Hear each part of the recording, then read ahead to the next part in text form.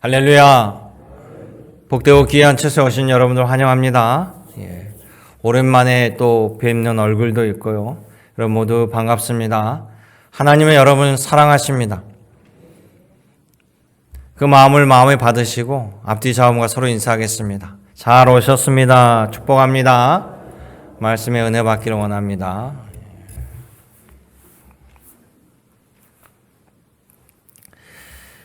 우리 하나님을 믿는 신앙인들은 이런 소망이 있는 것 같아요.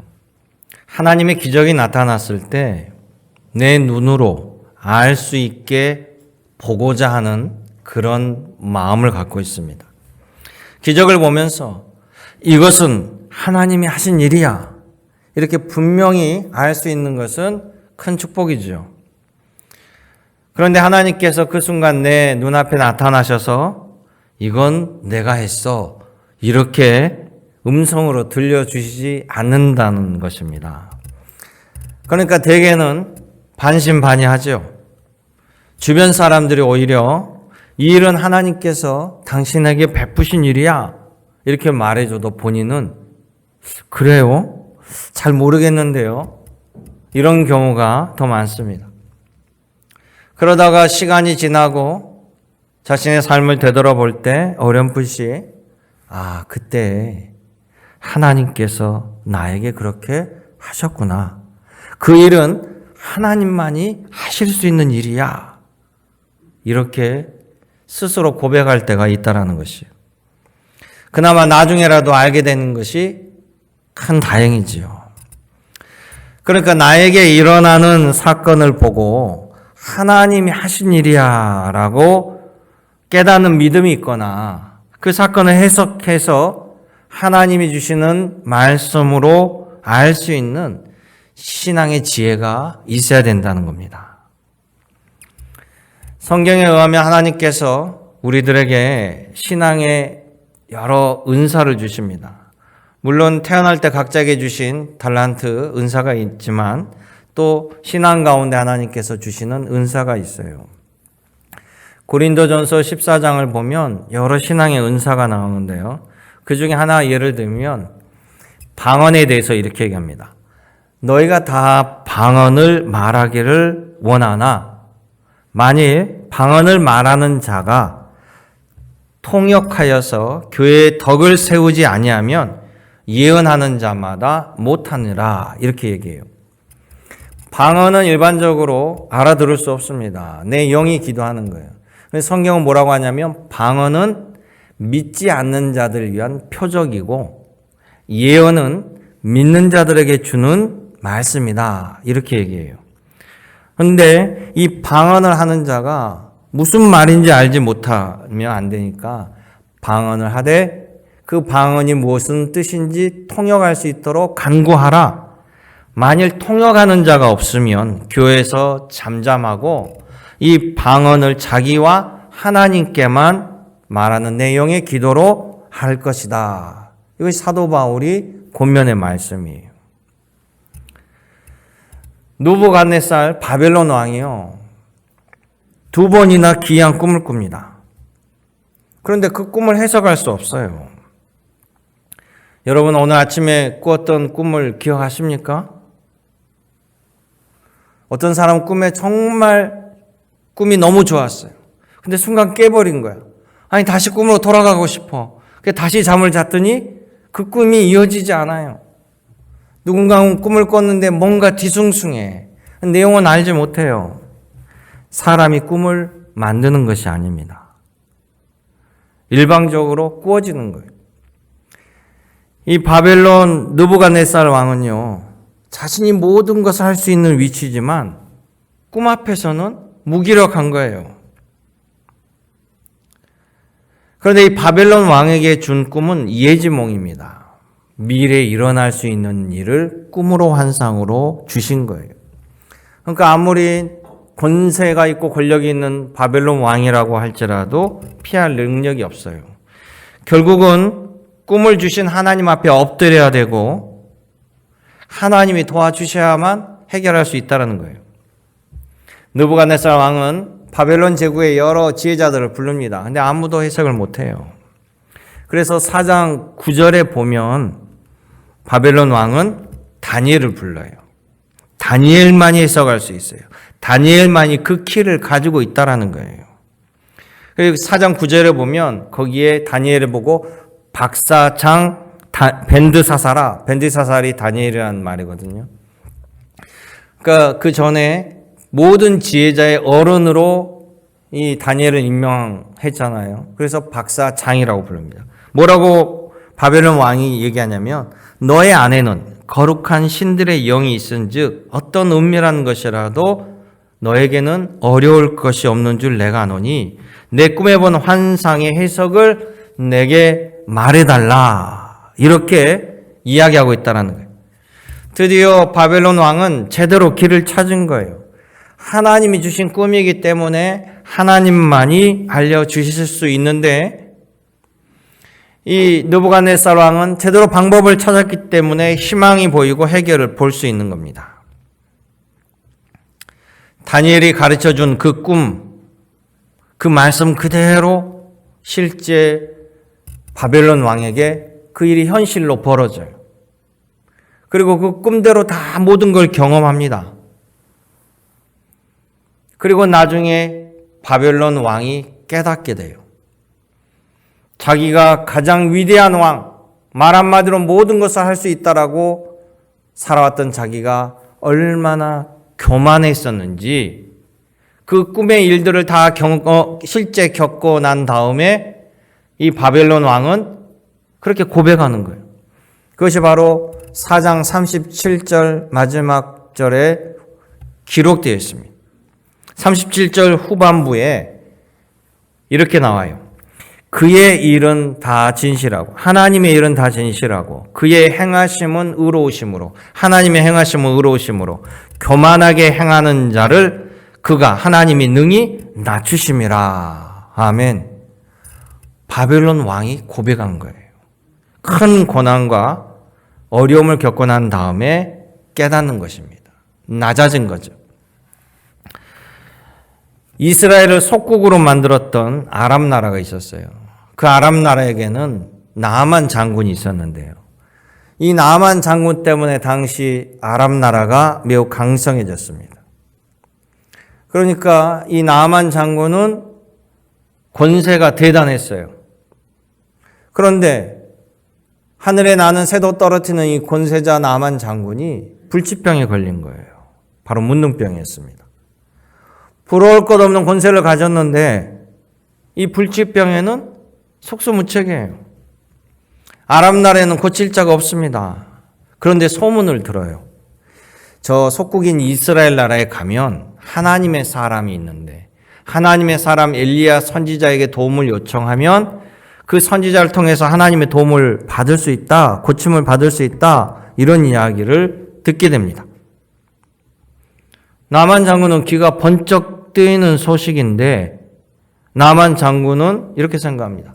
아니, 우리나라보다 못한 저 속국 이스라엘에게 그런 전능한 신이 계시다고? 우리 신이 더 강해서 저들은 우리에게 조공을 바치는데 이것이 말이 돼?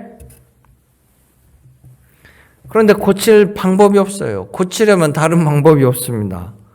결국 나만 장군은 이스라엘에 갑니다. 예물을 바리바리 싸들고요. 그리고 엘리야 선지자에게 해결 방법을 들어요. 하라는 방식을 들어보니까 너무 시원찮아. 너무 믿기지 않아요. 그런데 나만 장군이 자신이 고칠 방법이 없잖아요. 결국 그 말씀에 순종하여 요단강에 가서 7번 몸을 씻습니다. 결국 그의 불치병이 사라지는 은혜를 받게 되었다는 사실이에요. 여러분, 사람은요, 자신이 교만할 때는 모릅니다. 그런데 하나님의 말씀을 통해 알 수 있다면 그게 복인 거예요. 그걸 그렇지 못했기 때문에 문제가 되는 거죠. 그런 의미에서 우리는 오늘 하나님의 말씀, 설교 말씀을 들을 수 있고 성경 말씀을 읽음으로 나에게 적용할 수 있다는 사실이 얼마나 큰 복인지 깨닫는 시간 되길 원합니다. 여러분, 알아야만, 깨달아야만 삶이 바뀔 수 있어요. 세상에서도요, 교만한 자가 얻을 것이 없습니다. 교만한 사람 다 싫어해요, 세상에서. 그런데 사람들은 겸손한 사람을 좋아해요. 그것이 바로 하나님의 방식이에요. 우리가 겸손한 자에게 마음이 움직이는 것, 바로 하나님이 우리를 그렇게 만드셨어요. 하나님은 겸손한 자를 들어 쓰셔요. 사무엘하 22장 28절 하나님 말씀이에요.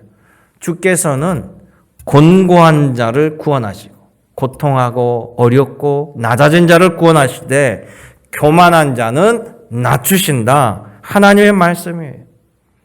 여러분 모두가 하나님 앞에서 겸손을 이루는 주님의 신앙이 되시기를 주님의 이름으로 축원합니다.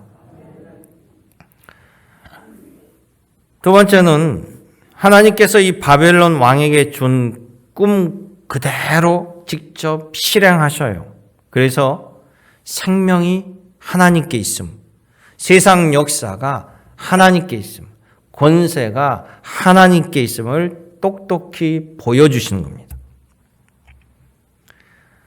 느부갓네살 그 꿈 내용이 오늘 성경 본문에 나옵니다. 제가 설명해 드리면 넓은 대지에 큰 나무 한 그루가 보이는데 이 나무가 하늘 위 닿을 정도로 풍성하게 열매도 풍성, 잎사귀도 풍성, 그런 나무에 들짐승들이 와서 그늘도 제공받고요. 새들도 와서 쉬어가고 동물들이 와서 열매도 따먹는 그런 나무가 보입니다. 그런데 하늘의 거룩한 자가 하늘에서 내려와서 나무를 베어버려요. 그리고 동물들, 새들 다 거하지 못하고 떠나게 됩니다. 나무가 잘리고 밑둥이 남았는데 이 밑둥이 새와 노줄로 꽁꽁 묶어져요. 그리고는 계속되는 꿈은 이 바벨론 왕에게 그 거룩한 자가 짐승의 마음을 주셔서 7년 동안 그를 짐승처럼 방치하는 꿈이에요. 다니엘은 이 꿈을 듣고 깜짝 놀랐습니다. 고민해요. 그리고 왕에게 조심스럽게 해석을 해줍니다. 꿈에 나타난 중앙에 있는 저 풍성한 나무는 바로 바벨론 왕 당신이십니다. 현재 당신의 왕의 권세가 하늘과 땅에 미치지 않을 것이 없습니다. 그런데 왕은 미치게 될 겁니다. 7년 동안 소처럼 풀을 먹으며 동물처럼 광야를 헤맬 겁니다. 왕이 이 세상이 하나님께서 다스리신다는 것을 깨달은 후에 다시 하나님께서 왕을 복귀시켜 주실 것입니다. 이런 해석이었어요. 교만한 바벨론 왕에게 주시는 일종의 하나님의 형벌이었습니다. 권력을 주시는 이도 하나님이시요 거두시는 이도 하나님이심을 알게 하는 거죠. 그러니까 바벨론 제국의 왕도 결국은 하나님이 쓰시는 도구였어요. 다니엘은 꿈 해석을 마친 다음에 왕을 향하여 한 가지 조언을 합니다. 그것이 바로 27절의 말씀이에요. 4장 27절의 말씀. 왕이시여, 제 말을 꼭 마음에 담아두시고 이제부터라도 공정하게 공평하게 의를 행하셔 당신의 죄가 하나님으로부터 용서받아지고 제발 가난한 사람들을 긍휼히 여김으로 당신의 죄가 사함받길 원합니다. 왕께서 만일 그렇게 하신다라면 왕은 다시 평안해지고 장수하게 될 것입니다. 이렇게 권면을 하는 겁니다. 만약 그렇게만 다니엘이 권면한 대로 한다면 꿈에 나타난 형벌이 이루어지지 않고 하나님께서는 다른 방식으로 인도하신다라는 거예요. 그런데 사람이 이렇게 쉽게 하나님의 말씀을 듣고 바뀌면 얼마나 좋겠습니까? 믿음의 사람들도 말을 안 들어요. 권면을 해도 한 귀로 흘려버릴 때가 너무 많습니다. 그런데 이 바벨론 왕은 하나님 믿는 사람이 아니에요. 과연 다니엘의 말을 듣고 바벨론 왕은 바뀌었을까요? 아니면 무시해버렸을까요? 우리 같이 읽어보시죠. 4장 28절 말씀이요. 이 모든 일이 다 나 느부갓네살 왕에 임하였느니라. 아멘. 다니엘의 권면을 안 들었다는 얘기입니다. 전혀 안 들었다는. 하나님은요, 그 꿈을 주시고 바벨론 왕에게 1년의 기간을 주셔요. 오늘 본문의 말씀을 보면 29절에 나옵니다. 12달이 지난 후에 내가 바벨론의 왕궁 지붕을 거닐세. 자, 꿈을 꾸고 1년이 지났어요. 이 바벨론 왕이 자기 왕궁 위에 가장 높은 탑에 올라서 자기 도성을 바라보면서 스스로 감탄한 거야. 야, 이 일을 내가 한 거야. 정말 나는 위대하지 않아? 이게 바로 30절의 말씀이에요. 나 왕이 말해 이르되 이 큰 바벨론을 내가 내 능력으로 내 권세로 건설하여 나의 도성으로 삼고 이것으로 내 위엄의 영광을 나타낸 것이 아니냐. 하나님께서는 분명히 다니엘에게 권면했는데 그 말을 듣지 않습니다. 자신을 높이고 자신의 모든 자랑을 하고 있습니다. 그랬더니 성경 말씀에 보니까 31절에 이 말이 아직도 왕의 입에 있을 때에 하나님의 이 꿈의 예언이 이루어지는 거예요. 그 느부갓네살 왕은 전혀 다니엘의 말을 염두에 두지 않다가 하나님의 음성이 그 순간 들려옵니다. 뭐라고 하냐면 느부갓네살 왕아 너에게 말하노니 나라의 왕위가 너에게서 떠났느니라. 아멘. 하나님의 음성이 들려오는 거예요. 그래서 33절 이하에 보면 정말 그 꿈처럼 느부갓네살 왕이 갑자기 소처럼 풀을 먹고 들녘에서 이슬을 먹고 자고 머리카락이 새털처럼 손톱이 새 발톱처럼 변해버린 꿈이 그대로 나타난 겁니다. 바벨론 왕은 모든 것 할 수 있다라고 우겼으나 정작 자기의 정신줄조차 지키지 못하고 정신병에 걸려버리는 나약한 한 인간이었음을 알 수 있습니다. 권세를 주시는 이도 하나님이시고 거두시는 이도 하나님이라는 사실을 놓쳤기 때문에 혹독한 대가를 치르는 거죠. 여러분, 이스라엘의 초대 왕 사울왕, 그 사울왕은 주민 투표로 뽑은 왕이 아닙니다. 하나님께서 그를 세우셨어요. 한낱 목동이었던 다윗, 자기 아버지도 그 정도 제목으로 보지 못했던 목동, 그 목동 다윗을 위대한 왕으로, 2대 왕으로 세우신 분도 하나님이셨어요. 초대 왕 사울왕, 권력을 남용하고 하나님의 말을 무시하자 하나님은 사울왕에게서부터 그 권력을 거둬가셨고요. 다윗은 하나님의 마음에 들게 행동함으로 그 나라와 권세를 대대로 지켜주셨다라는 사실입니다. 사랑하는 성도 여러분, 하나님은 보이지 않으실 뿐이지 안 계신 것이 아닙니다. 믿으시기 바라요?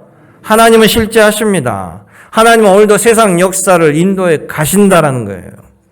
우리의 기도가 그래서 메아리가 아니고 하나님이 받으시는 기도이심을 기억하시기 바랍니다. 또한 하나님의 경고의 말씀도 들으시고 하나님과 동행하는 복 있는 인생 되시기를 주님의 이름으로 간구드립니다. 세 번째는 하나님께서는 내 백성을 위해서 바벨론 왕을 회복시켜 주시고요. 바벨론 왕의 이름을 통해서 입술로 하나님을 찬양하게 만드신다라는 거예요. 다니엘서 4장은 특이하게 1절에서 3절까지가 결론이 먼저 나와 있어요. 1절에서 3절은 이 느부갓네살 왕이 거의 미쳐서 거지처럼, 거지 행색이 뭡니까? 손톱도 길죠. 머리도 안 감고 떡이 지죠. 그래서 아까 독수리 털처럼 새 발톱처럼 그렇게 됐다가 나중에 제정신이 돌아와요. 그리고 한참 낮아지고 하나님을 찬양할 수밖에 없죠. 돌아와서 바벨론 제국에 하나님의 전능하심을 조소로 내리는 것이 바로 1절에서 3절의 말씀. 2절에 보면요. 4장 2절에 지극히 높으신 하나님이 내게 행하신 이적과 놀라운 일을 내가 모든 백성에게 전하노라. 3절 하나님은 참으로 크도다. 그의 이적이요 참으로 능하도다. 그의 놀라운 일이요 그의 나라는 영원한 나라요 그의 통치는 대대에 이르리로다. 할렐루야. 바벨론 제국 느부갓네살 왕이 지금 하나님을 찬양하는 구절입니다. 자신이 제정신 돌아와 보니까 자신의 권세가 너무나 보잘것없고 하나님의 권세는 영원한 권세임을 뼈저리게 느낀 거예요. 그래서 하나님을 찬양하게 된 겁니다. 그런 느부갓네살 왕에게 하나님은 다시 왕위를 돌려주셔요. 그것이 바로 36절의 말씀입니다.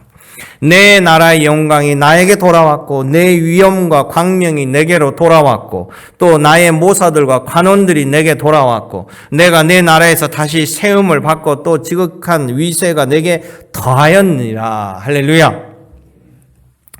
여러분 그런데 말이죠. 제가 성경 사장을 연구하면서 제 마음에 드는 생각이 여러분의 생각도 일치할 거예요. 왜 하나님께서 바벨론 왕은 하나님을 섬기는 신앙인이 아니었습니다. 유대인처럼 이 바벨론 백성들이 하나님과 계약을 맺은 선민도 아니에요. 이 바벨론 제국은 온갖 잡신을 섬깁니다. 하나님 무시해요. 인정하지 않습니다. 그리고 이 바벨론 왕은 자신이 신의 아들이라고 우기는 사람이에요. 그런데 왜 하나님은 이렇게 바벨론 왕에게 관심이 많으실까? 이런 생각이 들어요. 얼마나 관심이 많으셔서 귀한 꿈을 2번이나 꾸게 해주시고 다니엘을 통해서 알게 해주시고 사드락과 메삭과 아벳느고를 통해서 막 눈앞에서 기적을 보게 하고 하나님의 아들이 너희를 보호하는구나 자기 입술로 고백하고 찬양하게 만들고 또 꿈을 꾸게 만들고 또 하나님을 찬양하게 만들고 다른 민족의 왕들은 지멋대로 그냥 살아도 하나님께서 별로 신경을 안 쓰는 것 같은데 왜 유독이 이 바벨론 왕에게는 이렇게 관심을 가질까요? 그 이유가 뭘까요? 예를 들어 설명해 보면요. 여러분 집 근처에 요양원이 있다라고 생각해 보십시오. 나와 상관이 없을 때는요. 요양원이 있든지 말든지 어떻게 운영되든지 관심이 없습니다. 그런데 그 요양원에 내 아버지가 입소하셨어요. 그럼 어떻게 됩니까? 그때부터 수시로 요양원을 드나들게 됩니다. 아버지의 식사가 어떤지 식단에 관심을 갖습니다. 요양사 선생님들이 친절한지 불친절한지 눈에 불을 켜고 봅니다. 원장은 제대로 하시는지. 요양원이 잘하고 있으면 좋지만 자기 생각에 부족하면 항의하고 개선하라고 감시하고 민원 넣습니다. 왜? 내 아버지가 계시는 곳이기 때문에. 또 내가 할 수만 있다라면 그 요양원의 후원 또 능력이 있다라면 요양원에 어려운 문제가 생기면 발벗고 나서서 돕습니다. 요양원만 그럽니까? 내 아이, 내 손주가 있는 학교를 보십시오. 우리 아이가 완초를 다니면 그때부터 완초가 관심이에요. 선생님이 누군지, 교장 선생님이 누군지, 어떤 정책을 펼치는지, 중초에 다니면 중초로 관심이 몰려갑니다. 운영위원장에 나아갑니다. 학부모 회의에 뛰어갑니다. 마찬가지예요. 하나님께서 바벨론 제국에 관심 갖는 그 이유, 바벨론 제국에 지금 내 백성을 맡겨둔 거예요. 하나님의 소중한 아이 다니엘이 그곳에 있고 사드락과 메삭과 아벳느고와 또 뿐만 아니라 이스라엘 백성들이 바벨론 제국에 있습니다. 내 백성을 맡겨둔 곳이기에 그곳에서 내 백성이 죽지 않고 잘 살아야 합니다. 그래야만 나중에 내 백성을 다시 데리고 나오지요. 하나님 약속하셨잖아요. 내가 70년 만에 너희를 다시 데리고 나오리라. 주님 말씀이에요. 그런데 잘 있지 못하고 다 병들어 죽고 학대받아 죽고 끌려가 버리고 그러면 누굴 데리고 나와요? 그러니까 하나님께서 온통 관심이 바벨론 제국이에요. 그들이 흉포를 부리거나 횡포를 부리거나 아이들을 학대해? 그러면 하나님이 가만히 있을 수 없습니다. 하나님께서 바벨론 왕을 겸손하게 만들고자 꿈을 주시는 이유가 거기 있습니다. 여러분, 관심을 부담으로 여기지 마시기 바라요. 관심 받는 것이 감사한 거예요. 하나님은 우리 교회에 관심이 있습니다. 주님의 몸된 집인데 하나님은 어디에 관심이 있겠어요? 하나님 우리에게 관심이 있는 거예요. 하나님의 바벨론 제국에 관심이 있는 거예요. 바벨론 제국은 감사해야 돼요. 지금 복의 후손들을 데리고 있는 겁니다. 그죠? 그러니까 바벨론 제국이 이 복의 후손들 때문에 하나님의 복을 받을 기회를 얻게 되는 거예요. 하나님의 관심과 사랑이 얼마나 감사합니까? 애굽이란 나라가요, 하나님의 사람 요셉을 총리로 세웁니다. 자기 민족이 아니잖아, 요셉은. 근데 애굽이 이 요셉을 총리로 세워요. 그런데 이 요셉은 하나님이 함께하는 사람이었어요. 요셉이 있는 곳곳마다 요셉 때문에 그 집에 하나님의 복이 임하게 된 거예요. 요셉을 데리고 있었던 보디발 장군이 복을 받죠. 요셉이 모함을 받아서 감옥에 갔는데 그를 데리고 있었던 간수장이 복을 받아요.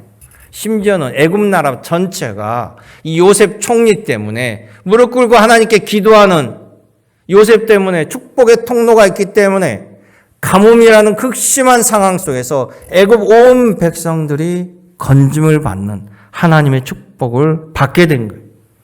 그러기에 여러분, 하나님의 관심을 받는 것이 복입니다. 예수님의 몸된 교회에 관심을 받는 것이 복이에요. 우리가 함께 기도해주고 후원해주고 뜻을 함께 모일 때 우리에게는 하나님이 함께 하신다는 사실이에요. 그러기에 우리나라에도 요셉과 다니엘과 같은 복의 통로가 되는 지도자가 많이 나와야 돼요. 무당과 잡신을 섬기는 사람들이 지도자 됐을 때 얼마나 어떤 일이 벌어지겠습니까? 하나님의 보호하심과 하나님의 인도하심이 함께 하는 우리나라가 되길 원해요.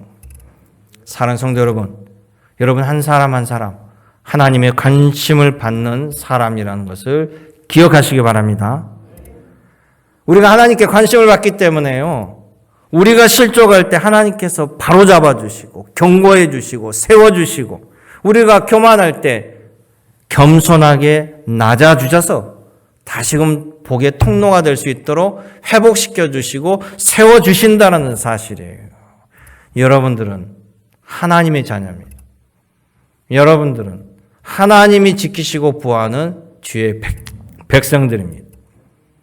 오늘 다니엘을 통해 역사하신 하나님 놀라운 은혜가 여러분 심령에 함께 하시길, 여러분도 그런 은혜를 받으시기를 주님의 이름으로 축원합니다. 은혜롭고 자비로우신 아버지 하나님, 저희들 한 사람 한 사람 다 기억하시고 나의 이름과 나의 삶과 나의 고민과 나의 어려움과 우리가 기도하지 않을지라도 주님께서 그 내용까지 아시며 때를 따라 돕는 은혜로 지키시고 보호하여 주심을 감사드립니다. 주님께서 찬양 가운데 내 심령에 말씀하시고 말씀을 읽을 때 나의 심령 속에 하늘의 말씀을 주시고 말씀을 들을 때 깨닫는 은혜로 허락하셔서 오늘도 아버지 하나님의 선한 자녀로 선한 능력으로 우리 모두가 합력하여 선을 이루게 하여 주시옵시고 다니엘처럼 사드락 메삭 아벳느고처럼 하나님께 귀히 쓰임받으며 하나님을 만방에 증거할 때 더욱 높임받는 자녀의 삶이 될 수 있도록 축복하여 주시옵소서. 언제나 함께 하신 예수님의 이름으로 기도드립나이다. 아멘.